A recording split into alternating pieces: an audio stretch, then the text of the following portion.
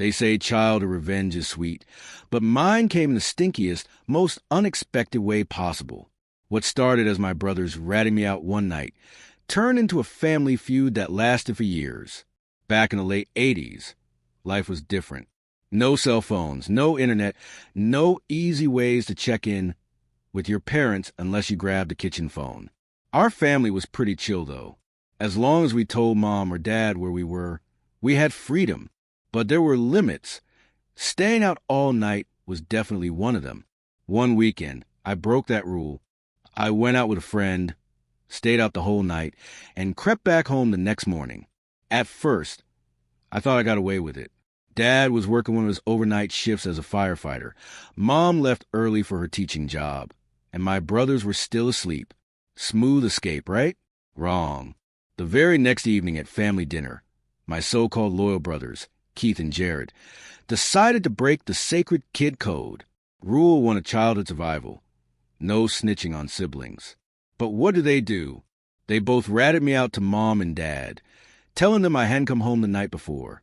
I sat there in disbelief, glaring at them while mom gave me the "I raise you better" speech, and dad handed down my sentence. Grounded. No hanging out, no TV, no fun. I felt betrayed. Keith sat there smug, probably enjoying my misery. Jared tried to act innocent, but I could see the tiny smirk on his face. They thought they won. They thought I'd just take it. But in that moment, I made a silent vow. If they want to play dirty, I'll play dirtier. Way dirtier. I wasn't going to get mad. I was going to get even. And so, the seeds of my revenge were planted. Revenge takes patience. I wasn't going to waste my shot by rushing. If I wanted this to work, I needed a setup so smooth that my brothers would never suspect me. Keith, my older brother, had one major flaw. He was obsessed with neatness. His room was always spotless. Bed made, clothes folded, posters perfectly aligned. He was the type who noticed if someone moved a book an inch out of place. Jared, on the other hand, was his polar opposite. His room looked like a hurricane had gone through it. Clothes piled on the floor, random junk everywhere, and the kicker? He was obsessed with fish. He had tanks filled with them, guppies, tetras, you name it. That many fish tanks in a messy room gave off a permanent funky smell. And that's where my genius plan began. I started small. Little comments to Keith when we were hanging out. "Man, Jared's room smells weird, don't you think?"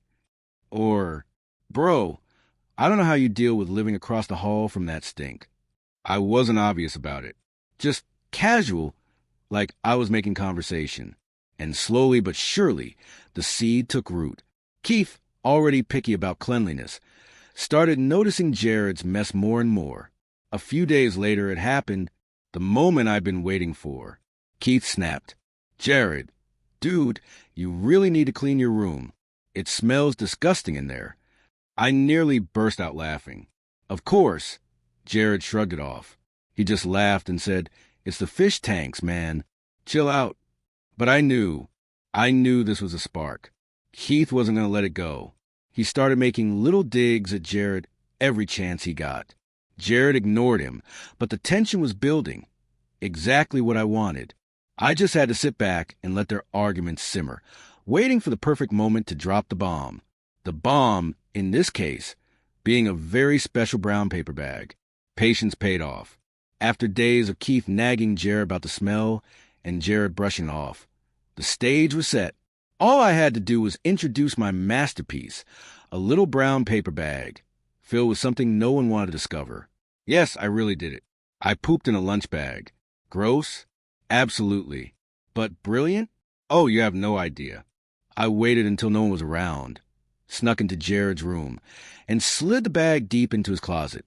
Hidden just enough that it wouldn't be found immediately, but close enough that the stench would slowly creep out. And then I sat back and waited. The next morning, Keith was the first to notice. "Dude, Jared, it smells even worse in here. Seriously, what died?" Jared rolled his eyes. "Relax, it's just the fish tanks. You're being dramatic." But deep down, Jared wasn't so sure. After all, he did have a lot of fish, and sometimes one did jump out and go missing. Maybe one had died behind the dresser. A couple of days later, Jared went searching. He checked the tanks, looked behind furniture, even changed some of the water. And then, boom, he found it. The brown bag. The look on his face when he opened it? Priceless. He gagged, cursed under his breath, and immediately leapt to the conclusion I'd been counting on: Keith. Unbelievable, Jared muttered, storming around. Keith, that neat freak psycho. He's been complaining nonstop, and now he pulls this. He didn't even hesitate. He took the bag, marched into Keith's room, and hid it right in his closet. And just like that, the cycle of madness began. Later that day, Keith walked into his room and froze. What the hell is that smell? He searched, and when he found the bag, his face twisted in disgust and rage. Jared, you disgusting pig. Of course, Jared denied everything, grinning like a maniac. Don't look at me. Bro must have been you who left it there. And me? I sat back quietly, the innocent little brother, while inside I was screaming with laughter. My plan was working perfectly. The bag had officially become a weapon of mass destruction. Keith and Jared were now locked in an unspoken war. Every morning before school, the house became a battlefield of accusations, insults, and suspicious glares. Keith, I know it's you, Jared. No one else would be this gross. Jared, you're crazy, man. You're the one who's obsessed with smells. Maybe you planted it yourself just to blame me. And me? I was sitting at the breakfast table, chewing my cereal, hiding a grin. The bag went back and forth between their rooms almost daily. Keith would find it, curse Jared's name, and sneak it into his closet. Jared would discover it, gag, and shove it right back under Keith's bed. Neither one even considered for a second that I was the mastermind. But then Keith raised the stakes. One afternoon, after discovering the bag yet again, Keith had a brilliant idea. Instead of just hiding it somewhere obvious, he stapled the bag to the back of one of Jared's dresser drawers. Pure evil. Now, Jared knew the smell was in his room, but no matter how hard he searched, he couldn't find it. He tore his room apart. He opened windows, sprayed air freshener, even tried sleeping in the living room just to escape the stink. But no matter what he did, the foul odor haunted him. The tension between them was unbearable. Morning arguments turned into shouting matches. They were accusing each other of being disgusting, crazy, and childish. And me? I was a ghost in the whole thing. Quiet, innocent, untouchable. Every time I heard them fight, I had to bury my face in a pillow just to keep from laughing out loud.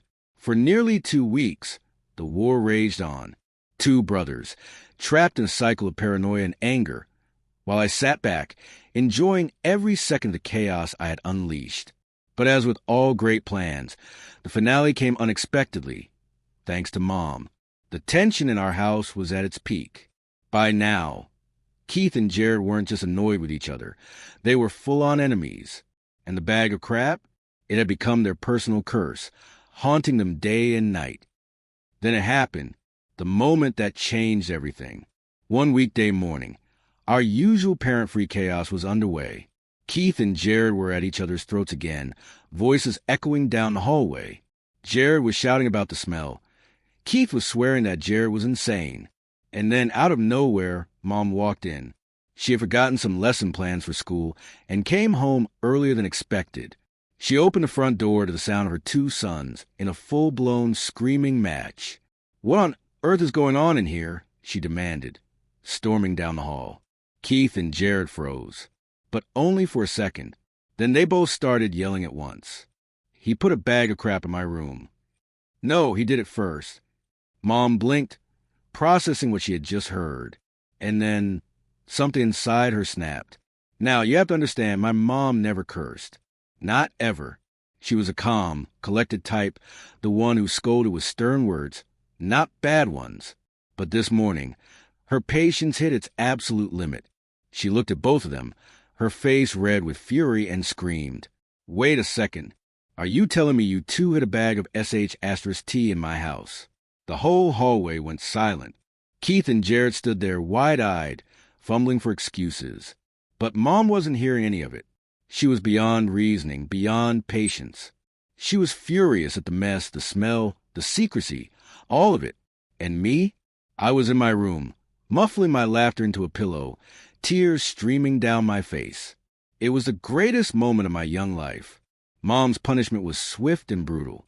Not only were Keith and Jared both grounded for weeks, but they were also forced to clean the entire house from top to bottom. Bathrooms, kitchen, living room, everything. The bag, of course, was thrown out immediately, but the chaos it caused, that lived on. I had done it. My revenge was complete. Years passed. Keith and Jared eventually moved out, went to college, and built their own lives.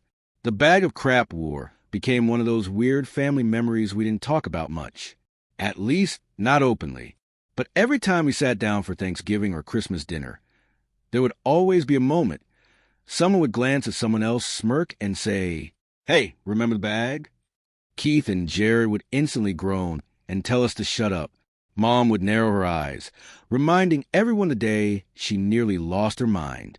And I'd just sit back, hiding my grin, my little secret safe. Because here's the thing. To this day, neither Keith nor Jared ever figured out that I was the mastermind. They still believe the other brother was behind it all. Each thinks the other planted the bag first, and neither has ever admitted defeat. It's almost poetic, really. They carried that grudge for years, and all the while, I was the one who lit the fire. But here's where the lesson comes in. Looking back, yeah, it was funny. Hilarious, even. My little prank blew up into a household war and became a legend in our family history. But I also realized something important. Revenge doesn't always fix things. Sometimes it just drags everyone down into the mess. I got my laugh. I got my satisfaction. But it also made my mom's life hell for weeks, and it pushed my brothers further apart when they didn't really need more reasons to fight. If I could go back, maybe I would have chosen a different kind of payback. Something less disgusting.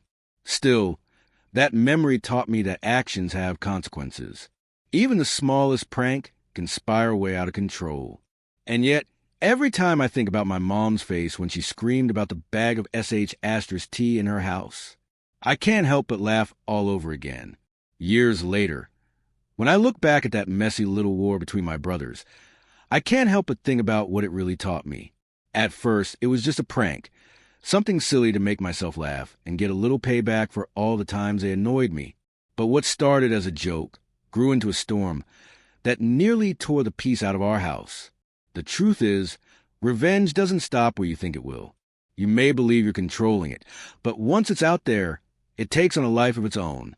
My brothers stopped trusting each other. My mom nearly lost her patience, and all because of a bag that should have been thrown away. If I learned anything, it's this. A small lie can grow into a huge fight. Pranks may feel harmless, but sometimes they hurt more than you realize. Family is too precious to waste on grudges. Looking back, I smile at the memory, but I also understand the weight of it. What we choose to do in anger, or even in fun, can change the way people see each other for years. So my final thought is simple. Sometimes the best revenge isn't about making others suffer. It's about finding peace for yourself. Because peace lasts longer than any prank ever could.